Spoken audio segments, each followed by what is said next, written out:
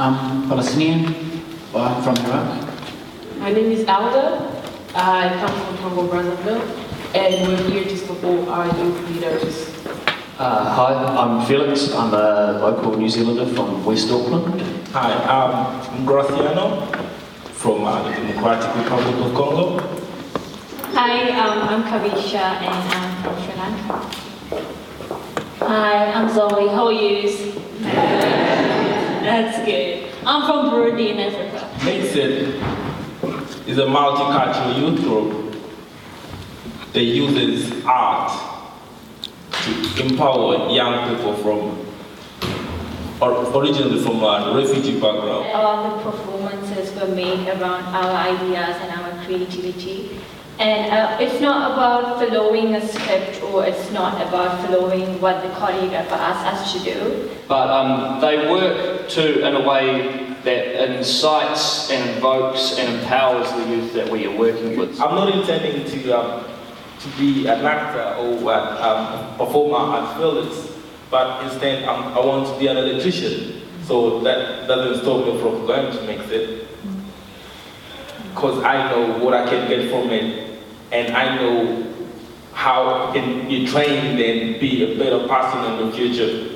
I'm searching with eyes wide open for my own space. I'm not trying to buy you and take you away. I'm here to stay forever, whatever it takes. So can I be one of you Aotearoa? It's really hard for like African families, because most of them don't believe in arts. So they're like, if you're doing things that are involved with art, they think there's no career or something you can be successful from it. But it's all like getting here was such a challenge, and finding a project that like this will make you understand exactly what it is and what you can get from it. Make us understand more, and we get to go and make our parents and others understand what it is. This project was the vision of one person, and she came to me 7 years ago with this idea. And she contacted me to do 6 months of research because she had seen projects like this work offshore. She came back here, couldn't see it happening here, could see the refugee communities growing bigger and bigger, could see lots of problems. She already supported marginalised youth. That one woman has been the sole benefactor of this project for 6.5 years. Wow.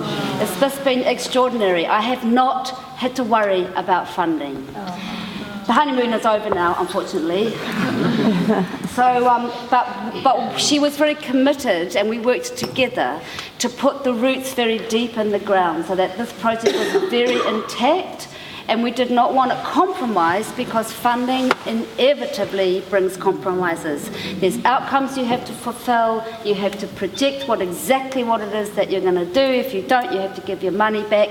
Or there's just a real minefield of agendas that people need. Yeah, so my name's Martin Sutcliffe. I'm from Corbin Estate Arts Centre. I'm the director there in West Auckland. Great. And what's Corbin Estate doing to engage young people and have more work by young people? Well, we've got a couple of Mixit who are here this morning, who are the Refugee Performing Arts group.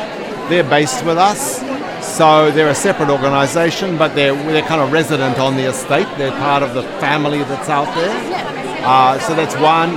Got Phoenix Performing Arts, who couldn't be here today because they've got a production on for kids during the day today, so they couldn't come. And we've got Fresh Movement. That's a performing arts group that's music and theatre. Quite a large group, up to about 100 or so young people in the whole big pool. And then we've got Fresh Movement, which is about 6 different street dance crews. So we've got 3 different companies, and all this has happened for us in the last 2 years. Oh, wow, fantastic. We have also a lot of work with schools. We've got a program with schools and all that sort of thing as well. But I'm talking more about that stuff that young people do in their own time. Yeah.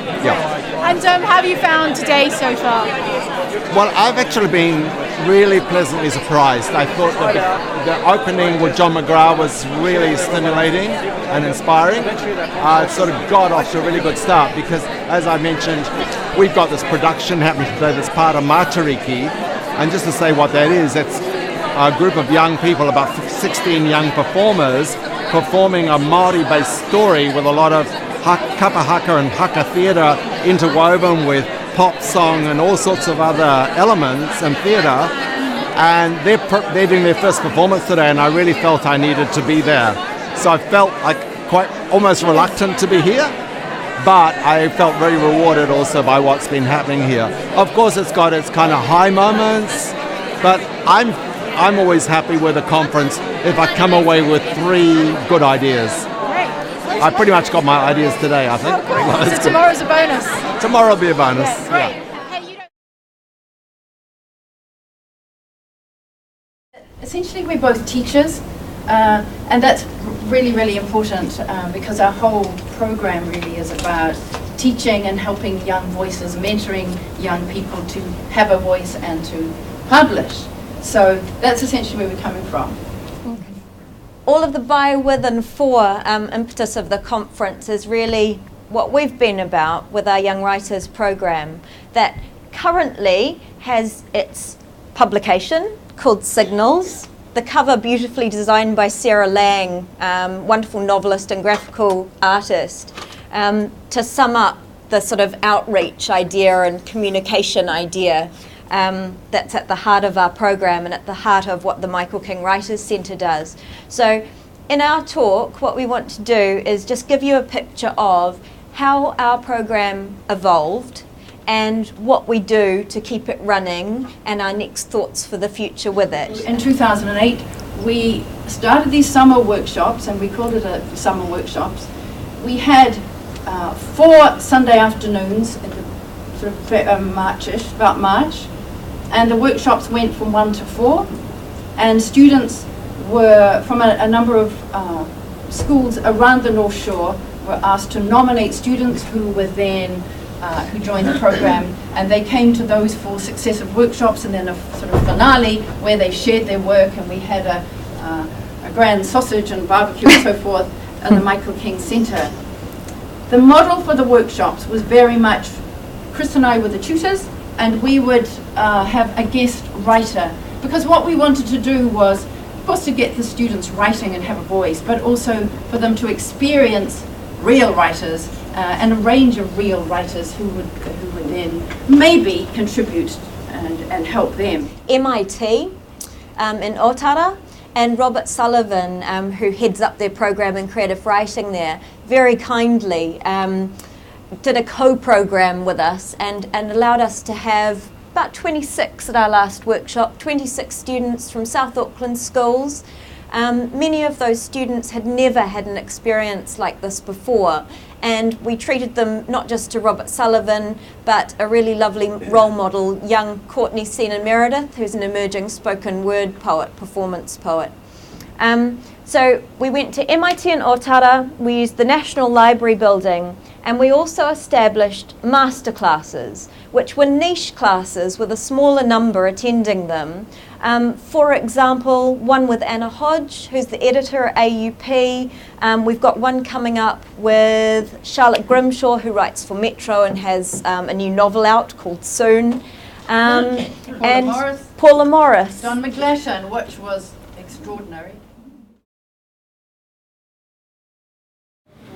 And first and foremost, you know, it is an orchestral music program, but it is, before that, a social development program, fairly thinly disguised, and we make no bones about that, as an orchestral music program. And interestingly, as we present on, our parents and the community are seeing it far more for what it actually is, a program to affect change in the lives of the Otara community. We are unashamedly adamant about our approach to every single little thing. We are aware that we can only affect change in these kids when they are through the door. So we get them through the door, and as soon as they are through the door, we are starting to put these things in front of them. Were there a child, Sistema child here with us today, I would be speaking to Ros a little bit loudly, with lots of excellent manners. Fire Ros, lots of use of names, titles if appropriate. Fire Ros, thank you very much for filling up my water glass. You're welcome, Dr. Chad. Very good. And this goes all the way through the program. Our teaching practice uses common phrases to affect discipline and so on. So I might say to you, "Are you listening?" And you reply, "Yes, we are." "Are you listening?" Yes, we are. "Are you listening?" Oh, beautiful. Of course, those teachers amongst you realise it's not just getting the attention, we're also drawing attention to dynamics, rhythm of speech, and so on and so forth, pitch there as well. So we teach these to our tutors so that all our tutors are using a common phraseology. What that means for us as director facilitators is we can put any one of our tutors in front of the kids, and the kids will be familiar with them, whether they be new or old teachers. Our remit was that we were open and accessible, and it would have been obviously the easy road to be able to say, "Oh no, sorry, you know, that child is too difficult, they've got conduct disorder, or they have some other intellectual disability." But because we didn't have the luxury of doing that, in actual fact that turned it on its head and it became a strength, because we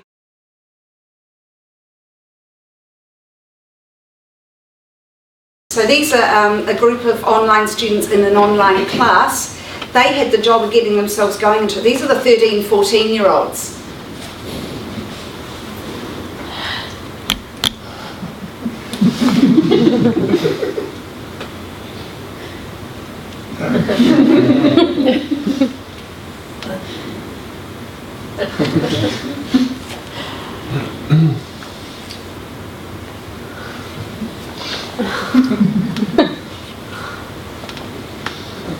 Well, the student just communicated like that. That's pretty cool.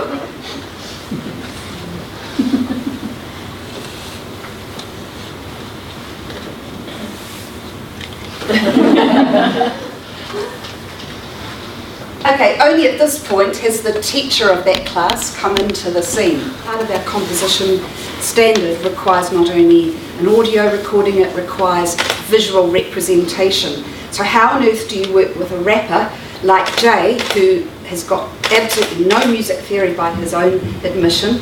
Not that he wasn't, able to grab and run with the possibility, but how do you even start in having something that he could show as part of this, but not actually driving it in terms of what it needs to look like at all. Anyway, it was an exciting, quite a long journey. It was over some months, but eventually an end product occurred. I'm leaving a lot of the exciting bits of the story out, but because we're moving on to other bits, but let's have a listen to it.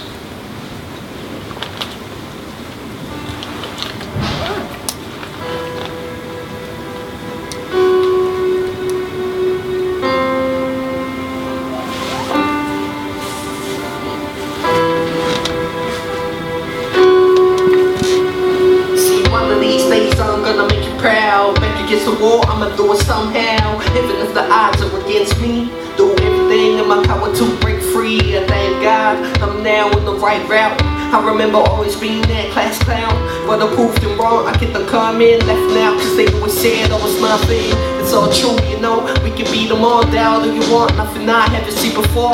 Reality, the face of the get face. Never stopped before, ever writing on these pages.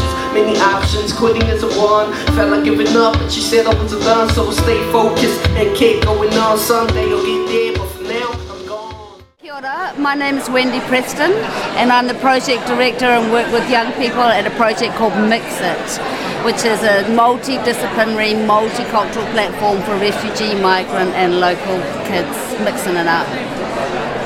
My name's Jan Bolton, and I'm Artistic Director of National Theatre Wales. Mixit's quite unusual in that it's not a performance outcome orientated project. It's more about using arts to empower young people with their kind of core skills, which means we don't have a succession of performances or endpoints or outcomes that can attract sponsors or develop and grow in the usual sense. For me, developing is kind of a more downward and out and into the communities. That to me is our development. So we work at the Refugee Centre with all incoming refugee youth in communities and in ESOL departments and schools. And if the young people I work with are impacting on other young people out there, that to me is development. And we also work with a lot of different young people and different communities, but we have a big performance program as well all across Wales. And for me, I guess theatre is best thought of as an ever-expanding community or network of people, where one day you can be an audience member, another you can be a participant, another you can be an artist. And so building those communities and those networks through all sorts of methods, through online networking, through community representatives and leaders, providing people with training to run their own projects and support. All of these ways tie into audience development. They're all connected. I don't think in theatre there's one set of people who make theatre and other people who just come and see it. I think we're a much more complex and in-depth community of people than that, and together we make up that unique event that's called theatre. And it's quite, in a way, it's quite revolutionary not to have a base or some kind of monument to your institution. And the Scottish National Theatre also don't have a base. Have you found it in the Welsh National Theatre? I think your phrase of not having a monument is a really good one, actually, and I think that often maybe buildings for big cultural institutions or national cultural institutions have been a process of monumentalization, creating something really foreboding and even forbidding. And the idea of a non-venue based national theatre is about, in a way, using the land itself, the country itself, as the space where theatre takes place, not separating it from people and putting it in a special place, but saying a national theatre should be a theatre that takes place where you are, tells your stories, tells stories with you. And so in some ways we can say, and I think it's the same in Scotland, that we use the land, the nation itself as the stage where theatre can happen. Can I just continue? How difficult is it to get the kind of the organising principle, considering you have to go out there and get, I guess, community organisers and individual kind of people who are mavens in a way? It's always hard to break a habit or to not do things the same way each time, but also that's hugely liberating as well. So each piece of work that we make it in a different place and we make it in a different way. So our starting questions are how do we make this work? Where do we make it? Who do we make it with? And in a way now those questions become our starting point rather than a certain set of practices. So for me now, I think at this part it would be hard to go back and work in the traditional way, because actually those questions about how we make work are the creative fuel. They're what makes the work exciting and fresh each time. And I love the fact that the theatre takes place with the people and there's a connection to the land. And how do the young people you work with express this idea? Because their land is, their concept of land and belonging is different. It's very, very different, because they've come from such a series of displacements. Many of the young people I work with have never been to the family's country of origin. They have no experience and memory of that. Or if they have memories of where they come from, I work with a lot of young Africans. It is memories that's full of chaos, where there's no structure or functioning societal anything really.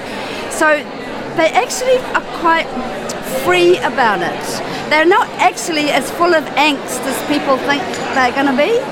Their parents are perhaps, but they're very much young people.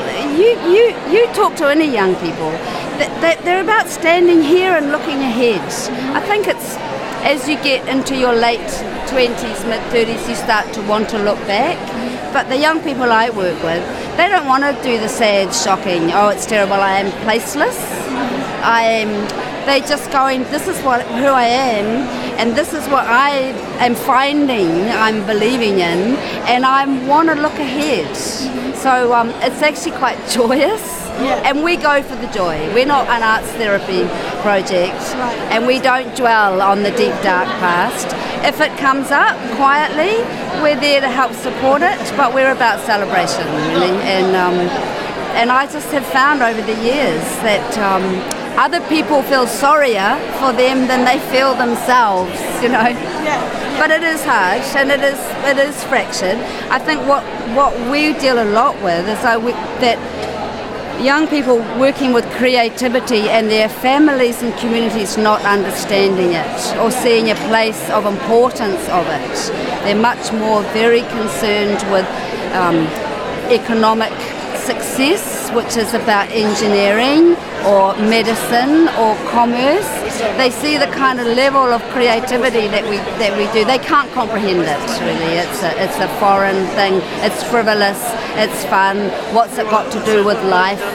And so that's our challenge, myself and the young people I work with, is turning that around. And maybe they're not going to do that with their parents. And so they see that that's what they can carry into their future because they love it and they see it and they're being fed by it. Yeah, it's beautiful because it's both about liberation, liberation of the spirit and expression of what's deep in you. So on that note, it's probably quite hard to isolate, but can you both give me, I suppose, the most moving thing that you've encountered in the arts, or the most moving thing of the last year? Yeah, it's pretty or hard. You can have a few. Or... Yeah, they come in. Wow. For me, it's always a series of things. You can never isolate it to one, but there can be within each session that you do, if there's a moment where somebody just has that aha moment, where they just go, I'm making sense of this, or I'm finding this, or I'm revealing this, or I can talk about this, or this is me. That's it for me. That's as successful as it comes. I think that there are lots of individual stories they could tell about people who've, by finding their voice in the arts or in performance, have freed themselves from something and moved to something else. But actually, I think in theatre, the most moving thing of all is when a group of people come together and they're witness to a story, or they see a moment or an event that actually they know that only they as a group of people will ever share in quite that way. And that for me is the specialness in a way of performance in particular, as something that brings a unique group of people together, an audience, a group of performers that they're only ever going to be together once in that space and hear that story in quite that way that once. So yes, it's really important that there's the development of young people and of communities as part of what we do. But I think we're also always aiming for that creative moment that we share together where something unique and special happens. And they've found that through a creative path, and they can sit there in that moment in that circle and just really go, this is my family. And it's through this incredible creative energy and sharing that happens. It's there and then it's gone. And then the next time it'll be a different combination of people in that circle, sharing a different kind of energy that's got a parallel base, It's quite wonderful in the arts and in theatre and performance. I mean, it's actually really a wrong question in a way, because how can you just isolate one moving moment? Every moment is ephemeral and it's moving. So they're always. It's like we've always got sand coming down that's running through the fingers, and God forbid should that sand flow ever stop, and it won't. I mean, I always think of myself when working with young people that I'm at a gateway on a river, and some people climb out of the river and they hang about in the gateway for a while and get some tools in their kit and keep going, get back in the raft. And there's always more young people coming down that river.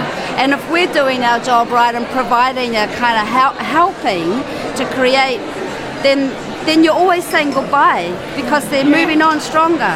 And the worst thing to do is to try and hold on to them. So that's always the thing. It's letting go and welcoming the next ones.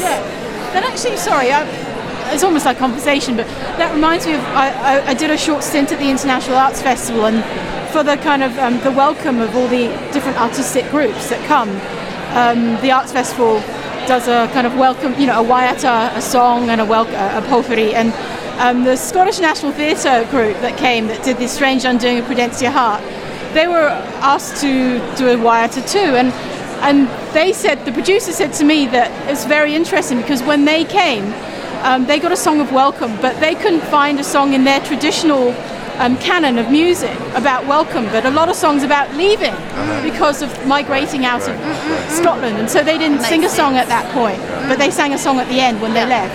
It's very interesting how our cultural history is so much about people, movement, politics, everything that happens to us as human beings, human experience. The Welsh would have a lot of songs about welcome. Croeso, welcome is a big thing in Wales, so but I won't sing them.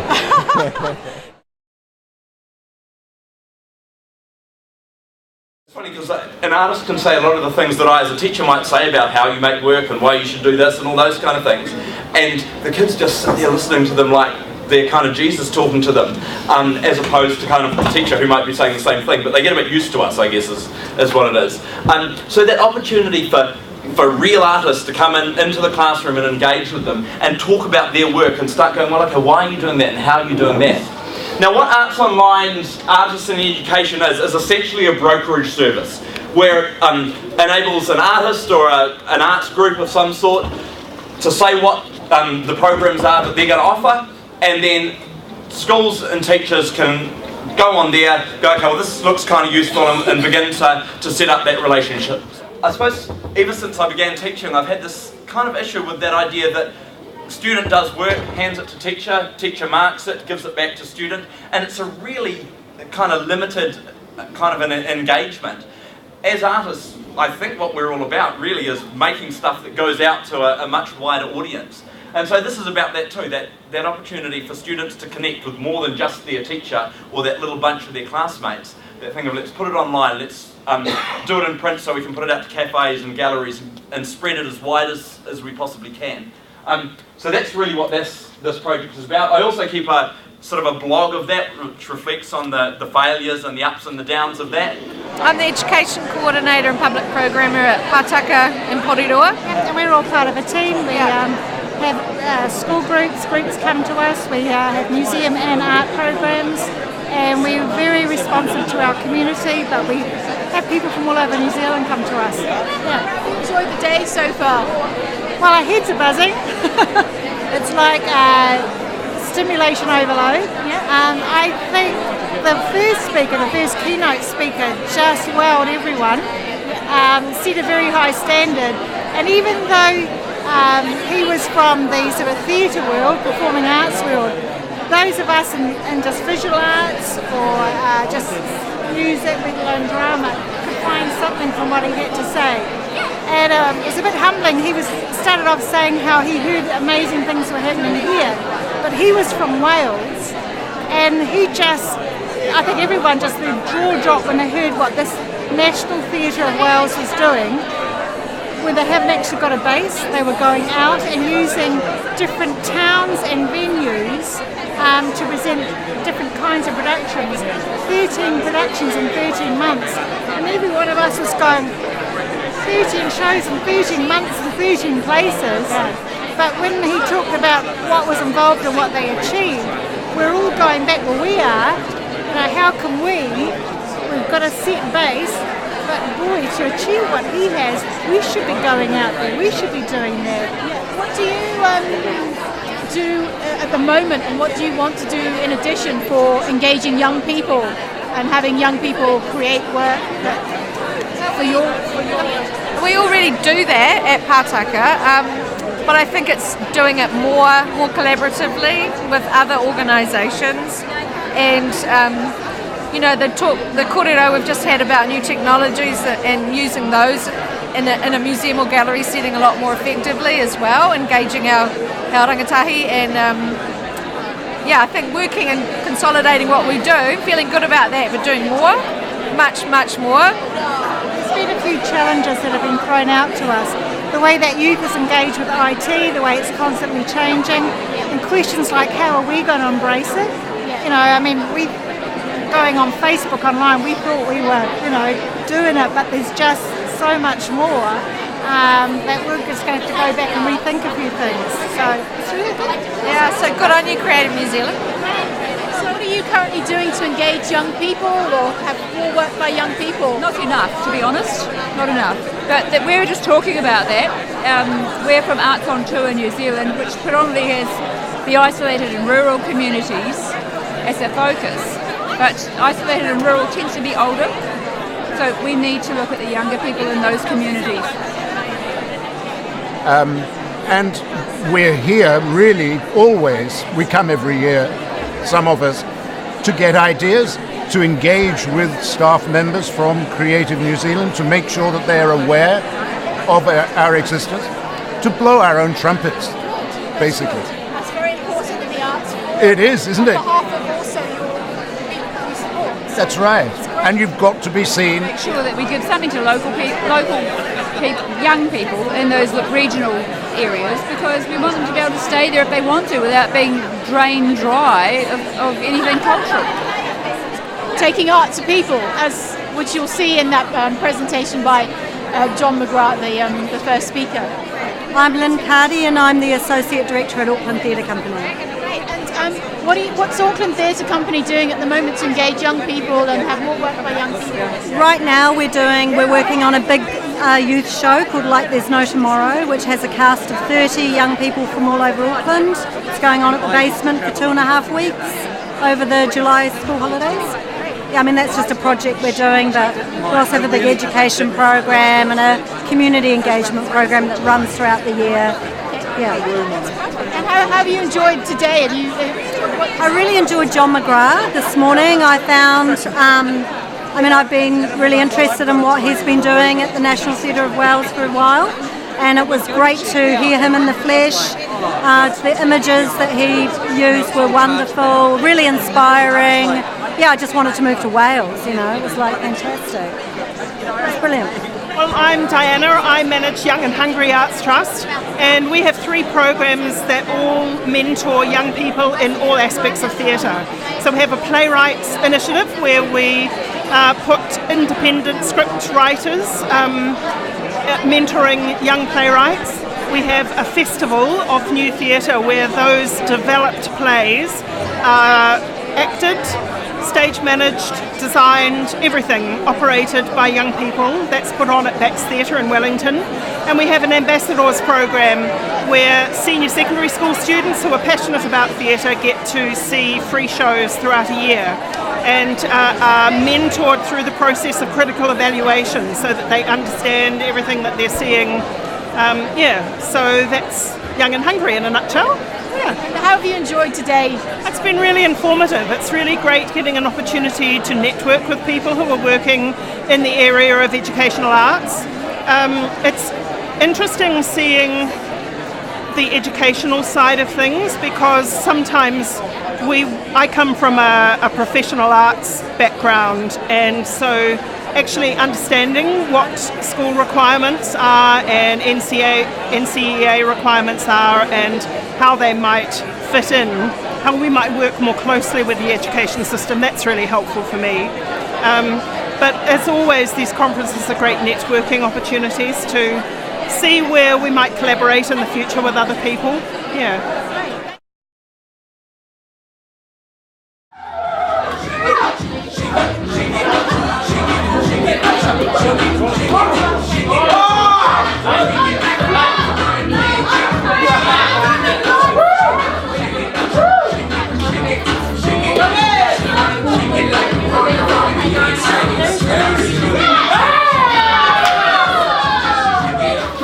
As I said, and I am 7th form this year, so I'm doing my last year of school, and I am coming up the school holidays to 2 years with Massive. And I started with Massive in one of their workshops, which I suspect a lot of you have heard during the holidays. They run a free week-long workshop just to introduce Massive to people. Walked into the Massive workshop and almost ran out because there was a lot of people that I was like, whoa, these are confident people. I'm not confident. I didn't even like looking people in the eye. I don't know how I'm going to talk. The competition side of my head switched on, and I was really competitive, and I'd watch the people who were really good, and I'd go, okay, one workshop I'm going to beat you at singing, lip singing, or this and this. I didn't even know I was learning. I was just playing, and that's what I love about Massive is that we get to play. I didn't even know I was acting. I was just playing. I was just being myself. I wasn't trying to act like Shakespeare. I knew that I loved Massive, and there was something that made me stick to it. And it wasn't until 2 years ago that I finally went, oh, okay, I'm gonna take this seriously, this acting thing. I'm in my last year of my BA in Drama and English at Auckland, and you spend so long studying it, you kind of assume that you don't know everything, but you've got a pretty good idea of how it all works. And I remember my first day at the workshop, and I was completely thrown. I just didn't know what to think. The intensity, the physicality of it all.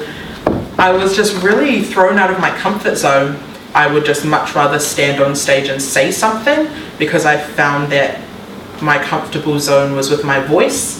But coming into Massive, I'm constantly being challenged to use all parts of my body, all parts of my voice in order to explore stories and all sorts of things like that.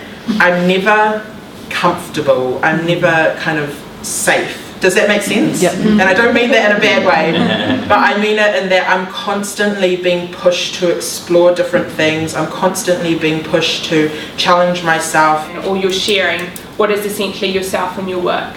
So you need that sense of community, and you need that family to exist when you're working. And I think Massive absolutely has that, which is in part because of the way it works, because it expects generosity from all its artists and all those people who involve themselves in it. And that's something I really like about Massive, is because it's devised work, because it's all the work that I make in Massive comes from me and comes from my experience and what I want to be saying. And so that makes the stakes a lot higher. I invest myself a whole lot more in the work, and makes it something that I'm so much more proud of, I would say. I mean, working off scripts and everything is great, but you just have that personal investment when you're working from your own experience and your own stories, and I really love that about Massive. And this girl was waiting when I got to the rehearsal space, and she's like, "Oh, Miriama, I need to talk to you." And I was like, "Okay." And she said, I don't want to do the workshop anymore." And I was like, "Oh, what's going on?" And she said, "Oh, I just had the most awful day yesterday. I hated it." And I was like, "What are you talking about? You were dancing." And I was like, "It's the first time in 3 days that I've seen you really find yourself and let go and be playful and have fun." Yeah. And I was dead inside. And I remember calling up Sam at the end of that day and going, "I lost one." She was dead inside. "What have I done? I'm a bad tutor."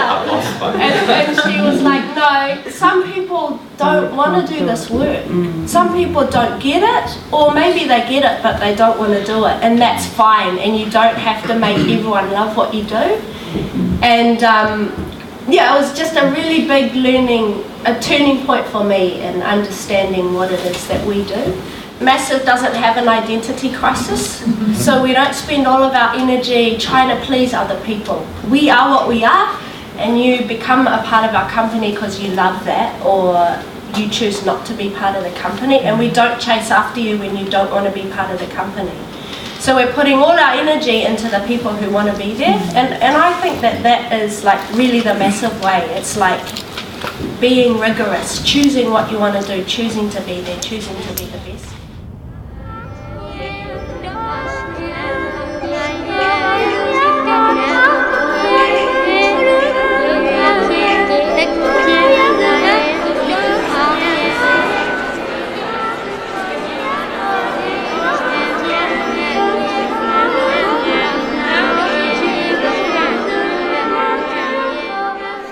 So my name is Denise. I'm from Massive. I'm part of the ensemble at Massive. So I'm here to kind of give the youth perspective on the conference. So I'm here along with another girl named Grace, and we'll be speaking at the end of the conference, just kind of saying how we found it and what we enjoyed, what we maybe didn't. Are you performing tonight? I'm not performing tonight. Our boys are performing tonight, a piece from The Brave. So I'm really excited.